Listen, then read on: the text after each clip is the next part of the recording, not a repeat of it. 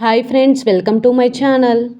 Cherry ఇక శరత్చంద్ర శారదను తీసుకొచ్చి guest హౌస్లో బంధించాడన్న సంగతి చెప్పినప్పటి నుంచి శరత్చంద్రపై కృష్ణప్రసాద్ ఇక కోపంగా ఉంటూ ఉంటాడు.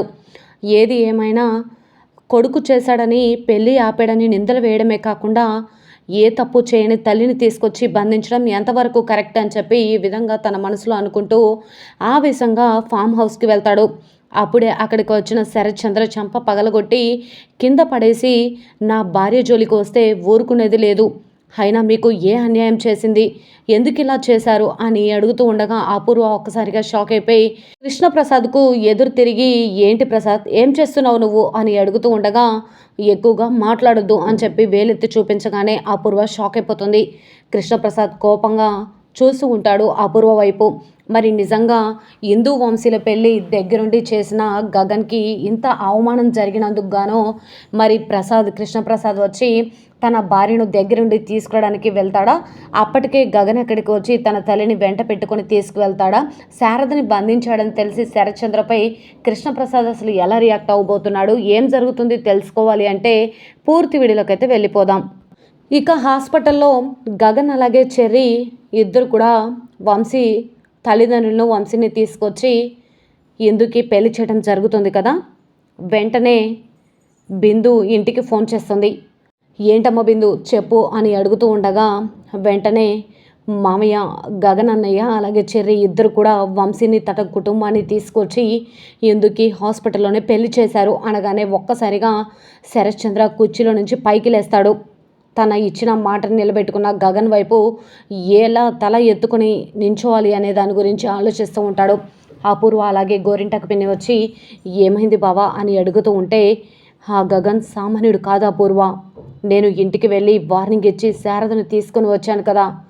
వస్తూ నీ తల్లి నీ ఇంటికి రావాలి అంటే ఖచ్చితంగా నా మేనకోడలు కోరిన పెళ్లి మండపంలో పెళ్ళి ఆగిపోయిన పెళ్ళిని మళ్ళీ తిరిగి అదే టైంకి చేయాలని చెప్పి గగన్కి వార్నింగ్ ఇచ్చి వచ్చాను కదా అనగానే, అవును బావా, అయితే ఇప్పుడు ఏమైంది అని అడుగుతూ ఉండగా, గగన్ అనుకున్నది సాధించాడు, తన తల్లి కోసం వాడు ఏదైనా చేస్తాడని ఇప్పటికీ అర్థమైంది అనగానే, ఇంతకు ఏం చేశాడు బాబు అని చెప్పి గోరింటకు పిన్ని అడుగుతూ ఉంటే, అది గగన్ అలాగే చెర్రీ ఇద్దరు కూడా ఆ రౌడీని పట్టుకొని తీసుకొస్తూ ఉంటే వాడు పారిపోయాడు కదా అనగానే, అవును వాడు పారిపోయాడు, అయితే ఏమైంది అని అపూర్వ అడుగుతూ ఉంటే, చెప్తున్నాను కదా అపూర్వ, వాళ్ళు వస్తూ వంశీని తన తల్లిదండ్రులు కూడా తీసుకొచ్చారంట.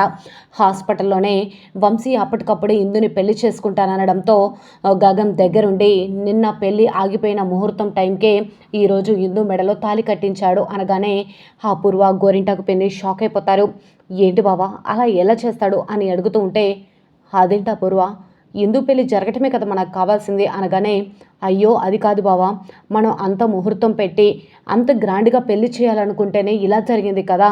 ఇప్పుడు ఏ ముహూర్తం లేకుండా అలా ప్రాణాపాయ స్థితిలో ఉన్న ఇందు మెడలో తాళి కట్టించడం ఎంతవరకు కరెక్ట్ బావా అని అడుగుతూ ఉంటే, ఏం కాదు అపూర్వ, ఇవాళ కాకపోతే రేపైనా ఇందు కోలుకున్న తర్వాత గ్రాండ్గా రిసెప్షన్ పెట్టి అందరినీ కూడా పిలుద్దాం అని అంటూ చాలా సంతోషంగా అక్కడి నుంచి వెళ్ళిపోతాడు కదా. అపూర్వ మాత్రం గోడకి చేయి గుద్దుకుంటూ ఉంటుంది. ఇంకెందుకే చంకలు గుద్దుకున్నట్టు ఆ గోడని గుద్దుతున్నా, జరిగిందేదో జరిగిపోయింది కదా, నీకు ముందే చెప్పాను, ఆ వంశీని తీసుకొచ్చి ఇందు మెడలో తాళి కట్టిస్తారని చెప్పాను. ఆ కృష్ణప్రసాద్ కూడా నేరుగా ఇక శారద దగ్గరికి వెళ్ళి శారదను కూడా వెంట పెట్టుకొని తీసుకువెళ్తాడని చెప్పాను. ఆ గగన్, భూమి, చెర్రీ ముగ్గురు కూడా సామాన్యులు కాదు అని ఈ విధంగా చెప్తూ ఉంటే, నేను మాత్రం సామాన్యురాలను అనుకుంటున్నావా?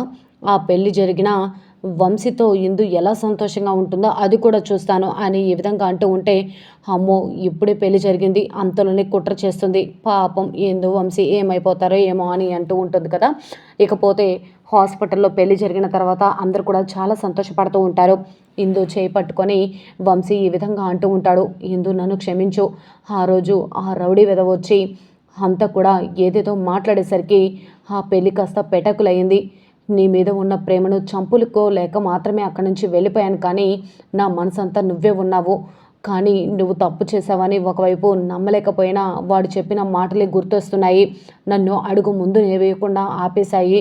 సమయానికి మీ అన్నయ్య అలాగే తమ్ముడు చెర్రీ ఇద్దరు కూడా ఈరోజు వాడిని తీసుకొచ్చి నిజం నిరూపించకపోతే ఖచ్చితంగా నేను ఇక నీకు దూరం అయ్యేవాడినేమో అనగానే, అలా అనకండి, నేను ఎప్పుడు ఏ తప్పు చేయలేదు, అది కూడా ఆ రోజు మీరు అడిగారని తప్ప మీతో లాడ్జికి రాలేదు నేను అని ఏ విధంగా అంటూ ఉంటే, ఆ రోజే నువ్వేంటో నాకు అర్థమైంది. అయినా కూడా వాడు చెప్పిన మాటలను నమ్మి అందరి ముందు మీ కుటుంబ పరువు తీసి అక్కడి నుంచి వెళ్ళిపోయాను అని అంటూ ఉంటే, జరిగిందేదో జరిగిపోయింది బాబు.